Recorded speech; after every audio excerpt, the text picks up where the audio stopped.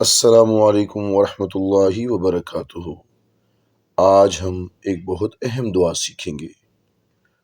کوئی دشمن غالب نہیں آ سکتا، ہر دشمن سے حفاظت۔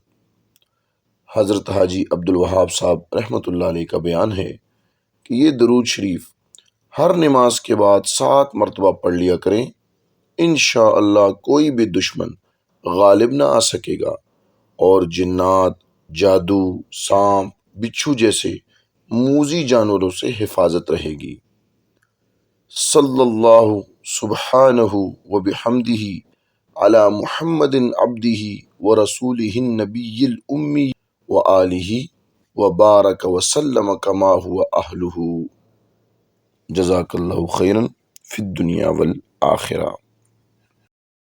مزید مسنون اعمال، مسنون دعائیں اور بزرگوں کے مجرب وظائف کے لیے ہمارے چینل کڈز مدینۃ العلم کو لائک کریں، شیئر کریں اور سبسکرائب کریں۔